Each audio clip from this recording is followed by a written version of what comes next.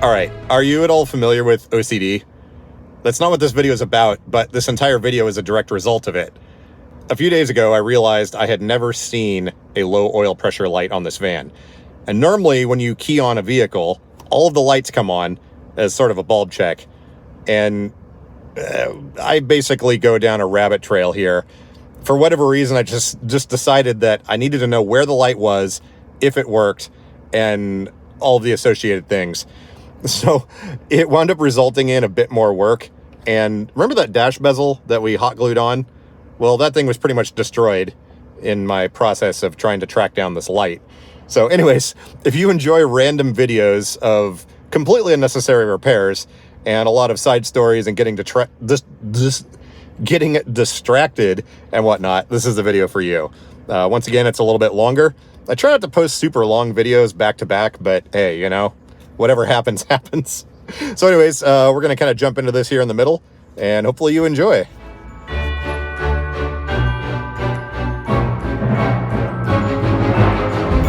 All right, we find ourselves outside the bus here again. I'm finally getting around to some of the preventative maintenance that this chassis requires. With all of the dissimilar metals, these things, about every 3-4 years, something like that, need to have corrosion cleaned off and some fasteners replaced. If you look real close, I've actually cleaned most of it off, but you can kind of see here between the stainless and this galvanized steel where all these rivets attach the luggage bay, we're getting a bit of corrosion there. And that's actually something that the service manual talks about. And you have to go through, these rivets are considered consumable. So these have to be replaced every probably 5 to 6 years, something like that. And I think this bus has seen some action in the front. If you notice right here on this luggage bay floor, you can see a bit of a bump going up there. And if we look in here, I don't know if you can see it. Yeah, I think you can see it there. I think at some point they drove over something with the front of this and didn't use the wheel lift system and banged into something. But luckily the actual chassis frame of this bus is not down here. It's actually up there. All of this is roughly hanging down from the top. So the fact that we've got a little bit of damage right there, not really the end of the world. But I've been going around and vacuuming out a bunch of the corrosion and stuff. And as you can see here, there's a few rivets that need to be replaced. And it looks like they patched something there with a mild steel plate at some point. But anyways, I'm just going through and counting all the rivets that I need, and then kind of cleaning this up as much as I can. And the procedure is you replace the rivets, and there's some little insulating like washer things you put in there, and then sort of a coating that you put over the top. But anyways, so I'm just down here working on this now, also kind of cleaning up some stuff. But Amazon has arrived and we have our packages. So we're going to shift gears here. I'm just about done with all this anyways. So a couple of these boxes are going out to the warehouse because I don't need them. And by the way, this generator here, it claims to be an 800 watt one. It's a little inverter Honda Yamaha clone. I don't know what this thing's good for, but it won't even run a 5 amp battery charger. So certainly won't run the shop vac. But anyways, we're gonna kind of shove some stuff back in here. Be getting things organized a bit. There's my manual chair, Tylite ZRA, by the way. With a Men in Black messenger bag cut on the back, or cut up and zip tied on the back for storage, and my permanently installed diamond plate side guards that are large. And I don't know if you can see them. Yeah, I used some of these insulated brackets years ago to permanently attach that. So it's a little bit more like a mic box wheelchair, but not quite. So yeah, I'm gonna load the rest of this stuff back in here, and we're gonna get to work on this here van because it needs some things. Oh, and among the other little things that I've been working on in this van, I got a replacement hood latch pull. So that thing actually works now. These things break super easily, but the hood latch cable itself needed to be lubricated very badly. Before that thing was broken and you could pull on it with pliers and the hood wouldn't open, but now it opens fine. Oh, and if you notice up here, see how our little message center light thing is just flopping in the breeze? So this cover, well actually, I guess I could back up a little bit. Let me roll down the windows. So I was realizing that I've never seen an oil pressure light anywhere on this van ever turn on. Not necessarily a problem, but the fact that I haven't seen one, I didn't know if it was located in the dash cluster or up in here. And as you remember, this thing was kind of broken and hot glued. I found out our oil pressure light is right here. And I assumed the bulb was burnt out, so I replaced it with an LED, and then also the check engine light as well. Now have LED bulbs in there. Still doesn't come on.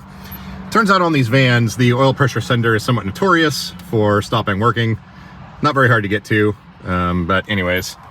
Our little panel up there is broken into a billion pieces.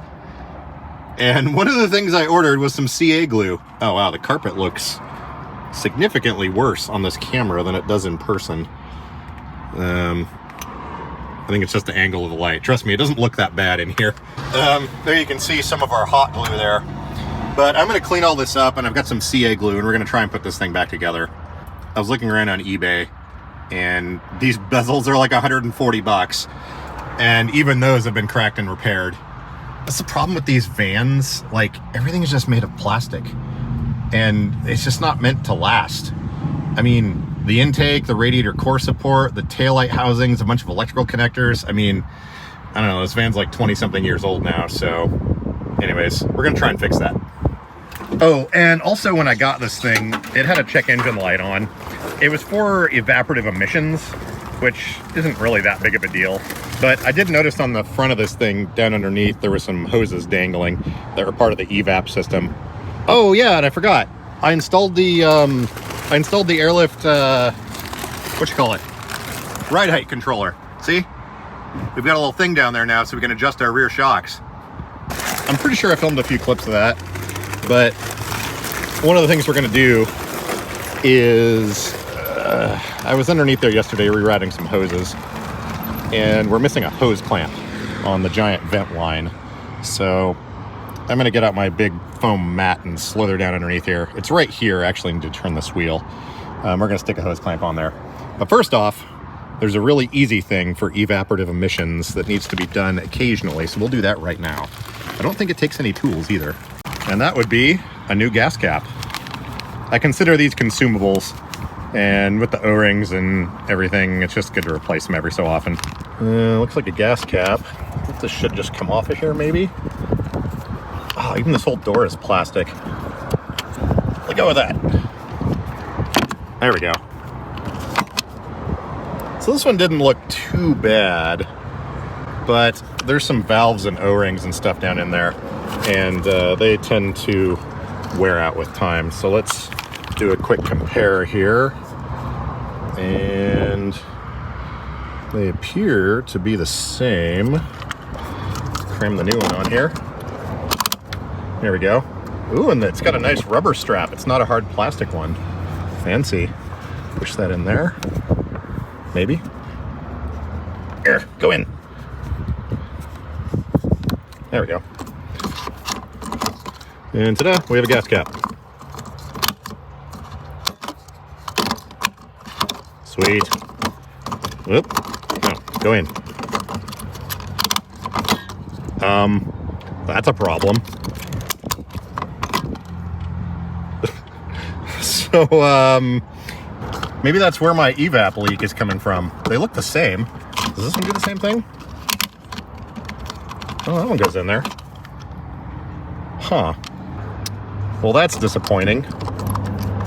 Okay, upon more screwing around, it will latch, but you can't push it or operate it with force. You have to just set it in there and then very lightly turn it until you hear those lighter clicking noises. And now it's actually in there. If you just cram it in and you get those loud clicks, it doesn't attach. So I think we'll just leave that for now. I typically pump my own fuel, but I'm gonna leave this in the van. Maybe I'll try some silicone lube on that. I don't know, that's a weird one. Meh. Okay, welcome to the floor. If we look down here, you can see, right here is our evap canister, and our leak detection pump is up there. That thing was replaced not too long ago. I've got some photos here of what the vent line routing looked like before, and now you can see it's routed a little bit better. There's another vent line over there that I sort of zip tied up. It's doing pretty good. It's not hanging down like it was. But this hose right here, this big fat one, is missing a clamp. I had one on there, but it was plastic, of course, and it broke. So we have these things. How does this open? Oh, weird. So we've got these things, and simply because I don't want to fiddle fart around with a flat blade screwdriver underneath there, I've set up this thing with a, what is that, quarter inch, one of these that interfaces like so. Let's see if I can reach my arm in here. Oh, not really. Tire. Just want to put giant tires on this thing. We're gonna get this thing installed around this yawn tube right here. Actually, that clamp's a little big. Let's go for a smaller one. I'm kind of a weirdo when it comes to hose clamps and their jagged metal tails sticking out for no apparent reason. So here's the next size down. There. Okay, on you go. We've got our highest quality Amazon overnight delivery hose clamps here. I don't think this is going to generate a vacuum leak to the engine, but it certainly won't make the evap system happy. It attempts to run the monitors and it fires up this pump up here and tries to leak check everything. So we'll just stick this on here, and my arms are probably in the way, but oh well. And this is the benefit of having a knurled extension. You can use it like a giant screwdriver. And since all this stuff is plastic, we're just going to go until I feel like we're good. Which, coincidentally, feels just about like the, is congruent with when it feels like this clamp is going to break. So, anyways, I think that's on there now. All right, cool. I think that's about all we got to do down here. So this hose is on here. Could probably use replacing. It's one of these weird hoses that starts small and then flares out on the end. Otherwise, I would have cut off whatever this mess is and just made that a lot shorter. But anyways, I think we're good now. Exhaust looks like it's in good shape on this thing. See, everything else down here looks pretty good. No leaks or anything. I think since the last video, I've changed the oil on this thing 3 times. We ran some cleaner in here, and seems to be taming down the valve train noise a little bit. I refuse to believe that these engines can't run without valve train noise. They're just hydraulic lifters and everything. And as long as you got oil pressure and everything, they should be able to be quiet. So anyways, I'm gonna pick my emotional baggage up off the floor here and start gluing that thing back together. And I don't exactly remember why I popped the hood a minute ago, but I guess since we're here, looks like an engine. Oh, I was gonna check the purge solenoid. Not 100% sure what I'm expecting to see here, but I guess we'll just check the vacuum lines. Yeah, they appear to be intact. And the connector seems to be relatively free of corrosion. Oh, that was it. Our oil pressure switch. It's this green connector down here. The light up there is good. I'm pretty sure the circuitry is good. But I think that sender is bad. There's only one wire coming off of that thing. So I suppose what I could do to test that circuit is pull that off and then short that wire to ground. Because with only one wire going on there, that's the only thing it can be doing is shorting to ground or not. I guess I have to decide if I care about that light. I guess I do. Let me get the meter and see if we can back probe that thing. Okay, that should now be firmly shorted to ground, right there where that grounding clip is. So let's run inside and turn the key on and see if we get an oil light. Because this kind of goes hand in hand with fixing that bezel. Because once I get that bezel fixed, There it is. I'm not going to ever attempt to remove this panel again. And these LED lights I put in here are polarity sensitive, so I want to see that light come on to make sure our wiring is correct before we forever seal that up. Okay, we have a check engine light and not an oil light. Let's try wiggling our connector. No dice. Let's try flipping the polarity of this thing. Hey, that's an oil light. This connector's not very good. Okay, cool. Sweet. These little ears here that make contact, I've bent those upwards a little bit. So let's jam this back in here and see if we're getting better connection. This is one of those flexible circuit board things, so they're not prone to always having the best connection. All right, let's do a little road test here. All right, cool. Seems like we're good. Okay, so that little test tells us one of several things. Either the oil pressure sender is bad, or that bulb was burnt out, and I reinstalled an LED bulb with the backwards polarity, and it was working, but then it wasn't working because the bulb was backwards. So let's unhook all of this, put it back to normal. And by the way, with this solid core wire, all you gotta, things are falling over. All you gotta do is bend it like that, and it'll fit right down into the electrical connector on that. Let's plug this back in and give her another go.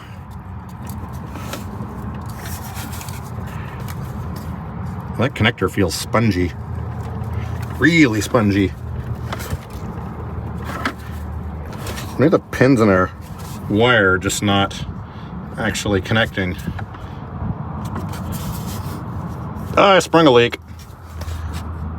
Yeah, so sometimes these wires may not be all the way in there. Let's try pushing that in a little bit. I can feel it moving. Maybe that was our problem the whole time. All right, let's sort of in there. It's not gonna stay, but let's try it again. Where's the keys?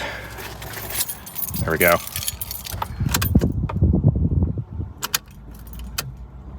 Did you see that? It came on for a split second.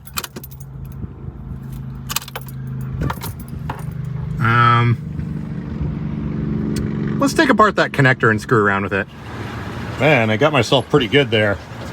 I mean, no, there was a transmission fluid leak in the van, and when I got out, it was running down and dripping off the end of my finger.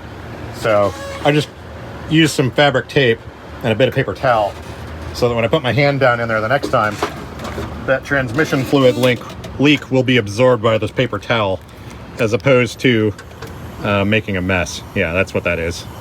Nothing else is going on there, just the transmission fluid leak in the van. Oh boy, the camera is precariously perched.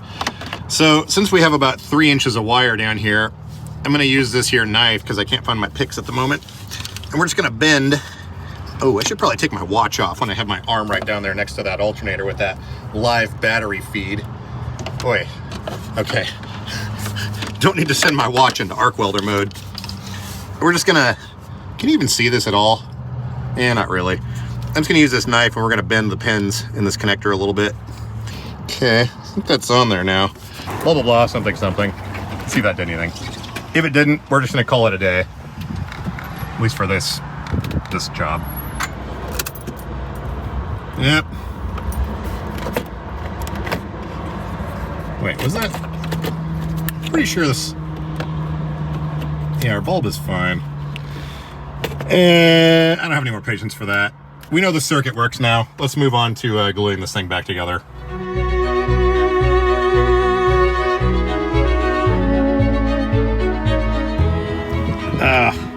I just pinched the bejesus out of my foot right there with this table. Normally I have my shoes on and I set this on my feet and unfold it. And I just, yeah, that's starting to change color. Have to keep an eye on that. Anyways, here's what's left of this thing. Luckily it's pretty warm out here and that glue should melt pretty quickly, but this is kind of supposed to go like that, and this is supposed to go like that, This piece connects to there. And then these little standoff pieces here, all 4 of these, are supposed to connect here, here, here, and here. It's extremely windy back here. I'm gonna get this cleaned off. We're gonna bust out the CA that I just got delivered and see what we can do here. Once again, I'm pretty sure I can put this back together, but the second anyone ever tries to remove it ever again, it's gonna break into at least 16 times more pieces than this. So this is a one-time operation. And this stuff's been laying in the sun for the last hour. Hopefully that's not a problem. It comes with a few reusable little wispy looking applicator tips. Yeah, look at these things, aren't those cool? And this is the Starbond thick version. Gap filler, instant adhesive. Amazon, why are you littering? Stop it. Back here.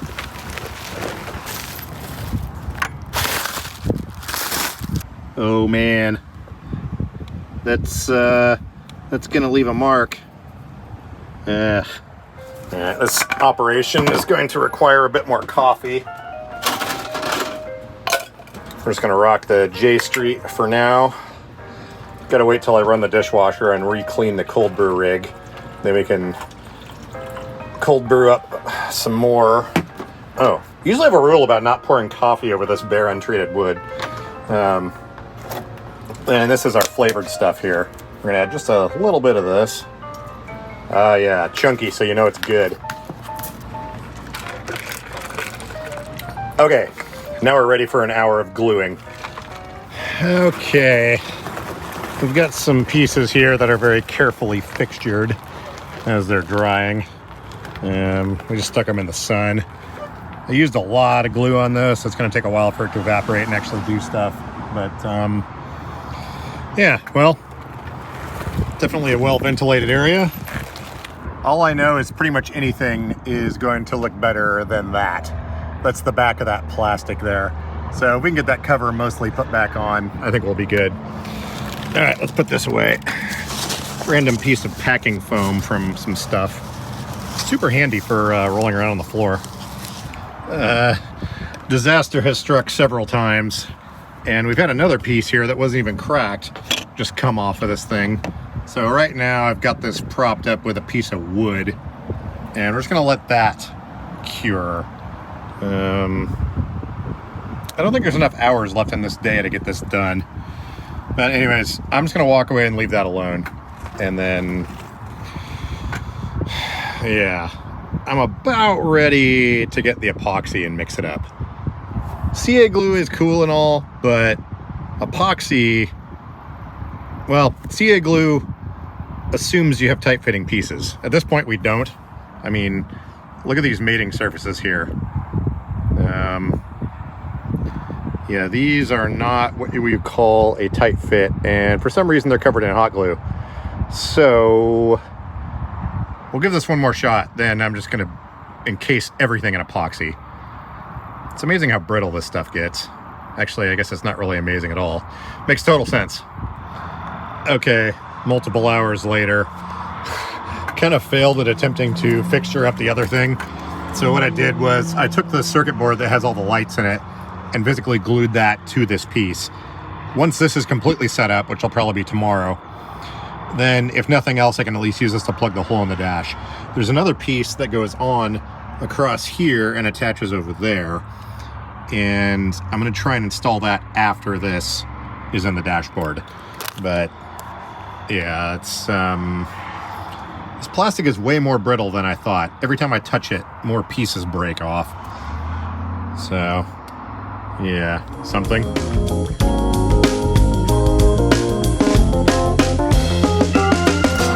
All right, it's the next day, and it would appear as though I forgot to open the vent windows in the back of this thing last night. So that means it's gonna be hot in here. Let's see what sort of fresh hell awaits us inside this thing. I've got my CA glue, and the pieces I glued together last night are curing in here. They're supposedly already cured, or I don't know, something. Woo! It is not cold in here. Okay, so that piece, in theory, should be cured. And we're going to install this and then try to install this in this general vicinity right here. Okay. So there's that other piece that just randomly cracked off as I was screwing around with this yesterday. But this little light image instrument cluster thing is now firmly attached to this piece of plastic. I used all the CA glue everywhere everything contacts here. So give me a minute here while I screw around with this and I'll see what we come up with. Okay, I'm holding this in place now for a few minutes. This whole thing kind of resembles a ham and cheese car crash. But once again, I don't necessarily care. Boy, that looks bad. I will be keeping my eye out at junkyards, which I guess I haven't been to a junkyard in years, so I don't know how I'm going to keep my eye out. It's not like I regularly go to them. And see if we can find one of these that isn't broken, although the likelihood of that is very, very low. There is one clip which I've glued in over here. I'm not going to push it in yet, but this piece now should be able to slip underneath here and sort of be supported by nothing. Oh boy.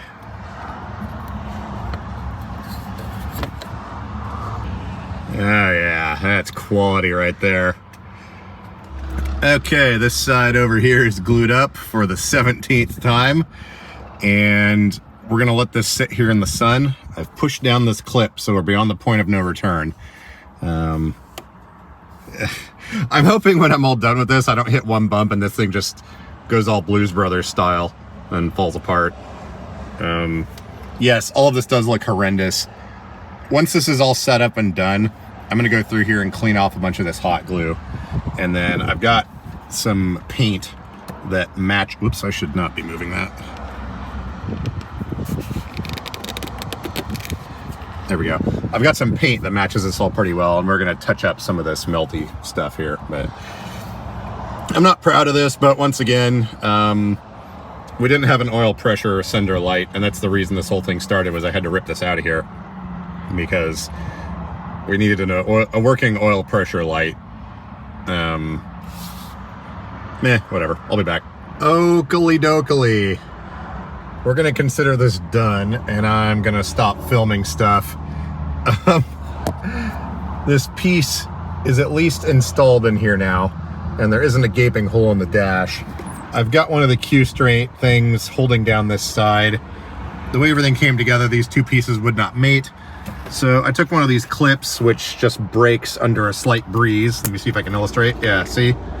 Those just come apart. And I jammed that in there with some more CA glue.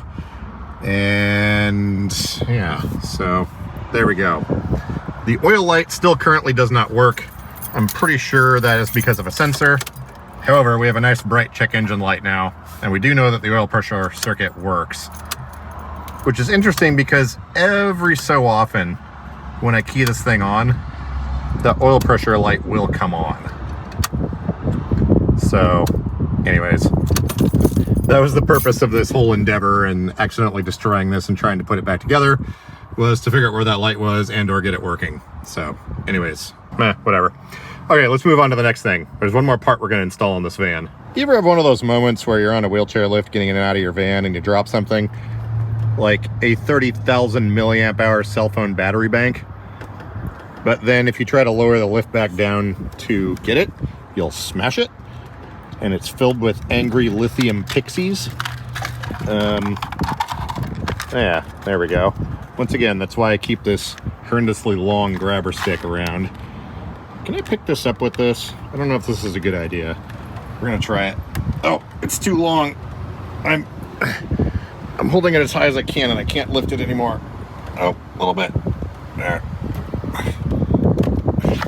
Okay, there we go.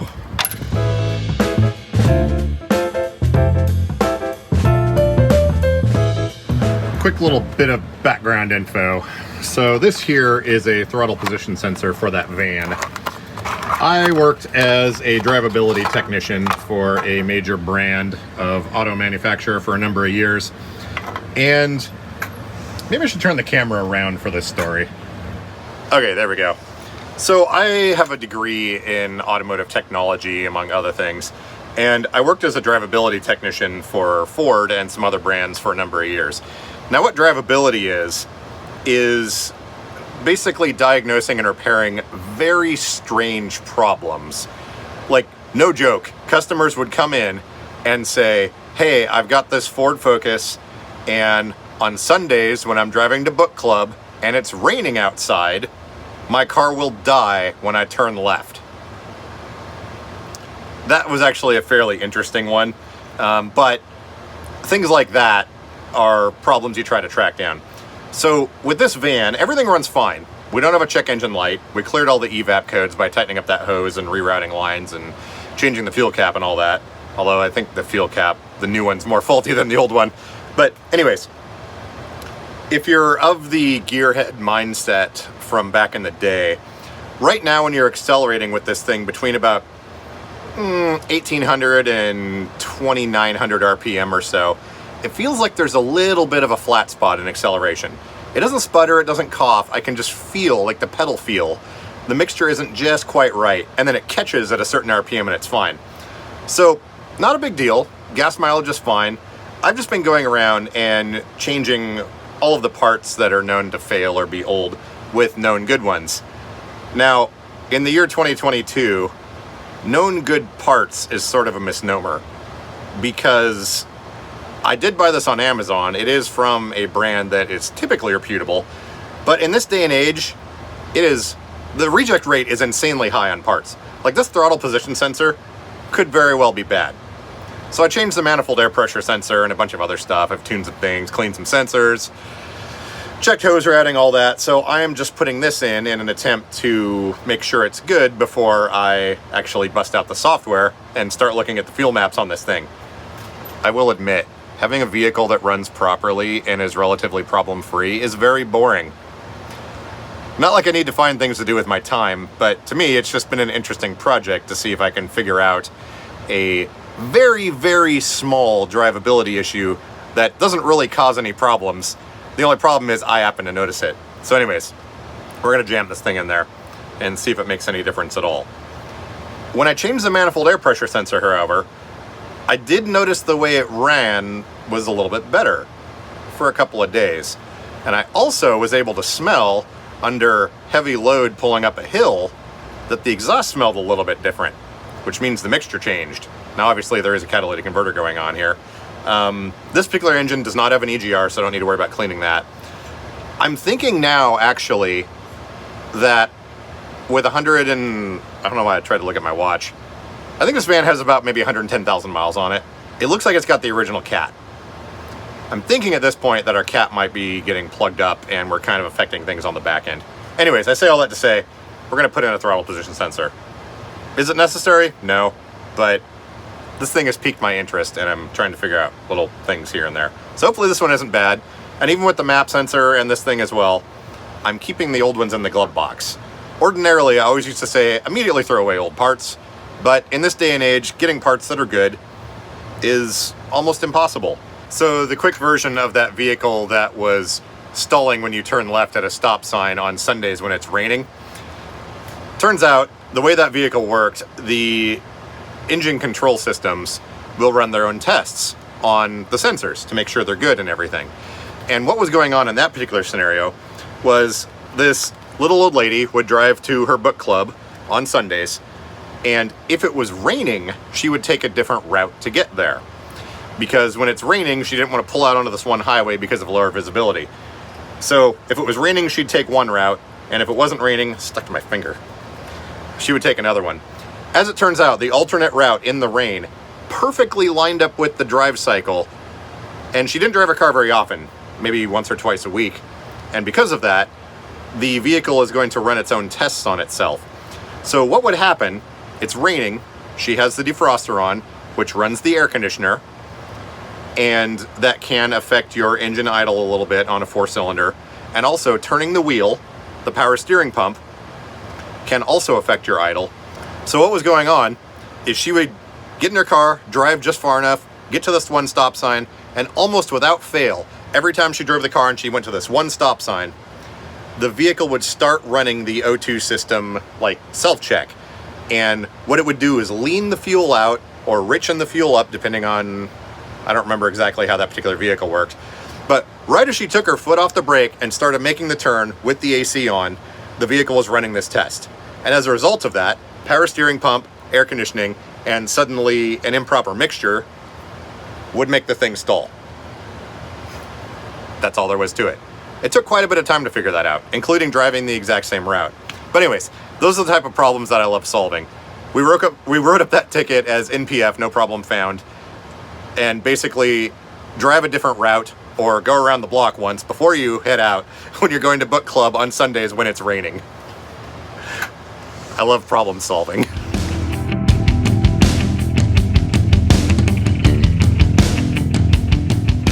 All right, our throttle position sensor is it's back here on this thing, so all this is going to have to come out. Although that is all pretty easy to do, so let me do that real quick. Okay, we've got that all apart. This guy right here, those are typically held in with a little T25 Torx bit. And what I do in this scenario is I get a 1/4 inch socket in my ratchet, put a little bit of electrical tape here so it creates some friction, and then I just jam this down in here. All right, we've got that jammed down in there now, so this is not going to fall out, and I will use this to remove those screws. Okay, there's one of the screws, which coincidentally fought me all the way out of there. I'm pretty sure that this has never been removed from this engine, which is not the engine that came with this van. A few people commented right after I got this thing. This is a 2002 Caravan Sport, and people are saying, well, the Sport never came with the 3.3, which is entirely possible. Seeing as how this thing has disc brakes on the back, it does have the Sport designation or whatever, but I'm getting the feeling that this, when new, this thing may have had the 3.6 or 3.8? I forget which one it is. So yeah, and as you can see, no EGR. That would normally bolt on right here and would normally go to the intake right here. So this engine came from some other market that did not have EGR, which is nowhere on the West Coast. Well, anyways, not the engine the van came with, but regardless, it is in fact the Sport variant. Okay, last screw coming out. And before we completely remove this thing, I'm gonna see, I'm holding it in here a little bit. I'm gonna see, sometimes these things are a little bit spring loaded. Throttle plate is 100% closed, as you can see. This thing uses an idle air control because it is a Chrysler product. Oh, yep, see, it's springing up on me. So as we can see here, it is a little bit spring loaded. So when I put the new one on, I'll clock it up like that and then put it in there. Yeah, so there should be, I don't know if you can see, there should be just a little flat piece. Yep, there you can see it. See that little brown thing, and we got a flat piece sticking out? That integrates into this little thing right here. Here is our brand new unit, and it looks to have the same connectors. Our hole spacing seems to be about the same. The angle of this is about the same. So yeah, I think we're good. I'm actually going to pull up some information on Allpar right now and see. I cannot remember if you have to reset the ECM when you install a new one of these or not. There's a relearn procedure when you install new modules. It's pretty much automatic, but I'm going to look that up real quick. First, we will jam this in. And then, let's see. So that's going to go like this. And then, yeah, I can feel a little bit of tension in that. All right, cool. Okay, I'm gonna get this bolted in. I'm gonna look up that procedure real quick, and then for absolutely no reason, we're gonna probe this thing out and see if it was in fact bad or goofy or anything like that. So I'll be back when we're done with a lot of that. The plot thickens. So see this little piece of crap right here? This thing was inside that electrical connector, and it was preventing this from plugging in properly. So that's kind of an interesting note. Click. So in theory, that could have potentially been an issue there. Huh. Well, I went to log into Allpar and I can't remember my login details, and I don't feel like going through the process of like resetting my password and all that. It requires a phone call to complete. So just based on Dodge vehicles I've worked on before, we're just gonna go ahead and loosen this a little bit more. We're just gonna go ahead and unhook the battery here, key it on for a minute, and let all of our systems completely reset. Anytime you change stuff on these, it's best to relearn anyways. I mean, RIP radio presets, I guess, but anyways, oh yeah, this goes back on there. There we go. Oh, I guess I haven't checked the PCV valve on this thing. That would be something that could affect vacuum as well. I believe that's back there. It's really annoying to get to. Once again, the body lift on this van gives us this much extra space here. Typically, you can't get your thumb between the intake and the top of this, but with this body lift, we have this much room, which is super handy. Anyways, I'm gonna screw around a bit. I'll be back. While we're waiting for all the electrons in there to wither and die, I've got this old one hooked up to our voltohm meter here, and we're gonna give this thing a twist and see if it responds smoothly or not. Now, this is an auto-ranging meter that does not allow me to lock the range, so we're gonna jump to kilo-ohms here when we get to a certain point. So let's slowly twist this thing. So far, it does appear to be fairly smooth. Yeah, so I don't think this thing was necessarily bad. Oh. Is that just the meter doing that? Okay, we do have a bit of a jump going on there, actually. It's really hard to see, but that would be probably just the amount of throttle where I was having the issue. But yeah, whatever's going on here, we've got a little bit of a jump and just barely tipping in on the throttle here. Okay, right in this range. Yeah, see, we jumped from basically 680 ohms up to about 78. Huh. Well, anyways, I have no idea how much of this I'm leaving in the video, but just my thought process with all of this. So anyways, we're gonna let this finish. I'm gonna fire it up and then we'll see how it goes on the test drive.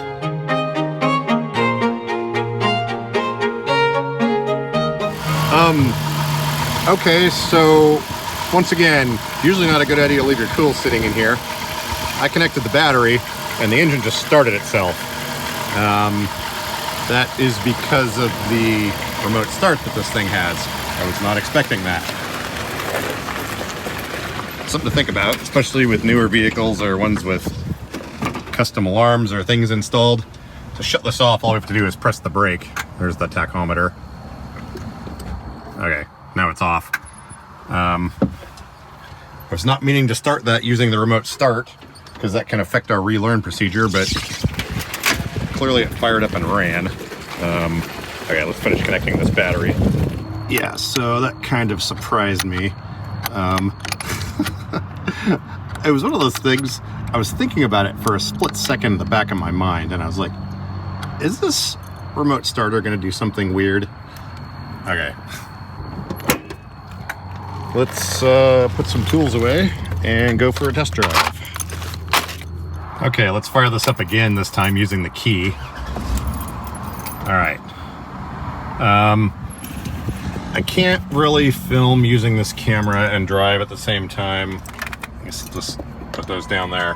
So I'm gonna run around a little bit and then I will be back with the results, and our stereo has gone into demonstration mode. Excellent. Okay, so we're mid-test drive on this thing. I think we stumbled across a resolution here. We did go a little bit all parts cannon on this thing by just replacing a bunch of parts and tightening vacuum leaks and evap leaks and stuff like that. Again, I don't know if that vent line would actually cause a vacuum leak. But anyways, with that new throttle position sensor in there, our flat spot is now gone. Our power curve throughout the entire throttle range is now very linear. And I've also noticed that the transmission shift points are aligned a little bit better than they were before. Now, again, we're just talking really nitpicky little things here that a typical person that is not familiar with drivability diagnostics would detect. But in my mind, our shift points are better. Our throttle response is about the same as far as power, but it's very linear now and smooth, and we're not getting those flat spots anymore. So whether that was the connector that had some garbage in it on the throttle position sensor, the new throttle position sensor, evap leaks, or also completely resetting the engine computers could also have had an effect on this. So we don't really know what the resolution was, but everything seems normal now. And well, yeah, we're good. So anyways, I'm going to call that a win. Our dash panel here seems to be fairly attached. It's ugly as all get out, but like it's not going anywhere. And I'm just very gingerly tapping it. But anyways, we're going to call that good for this video. It's already long enough. And thank you for going with me on this OCD journey. It's just one of those things. I get something stuck in my head sometimes, and I just follow it down the rabbit trail. Whether or not it yields any results that matter, it just happens. So anyways, I will catch you guys, I will catch you guys on the live stream Thursday, if not sooner. I'm actually getting a video out on a Monday, so that's something. Yeah, see you in a few days.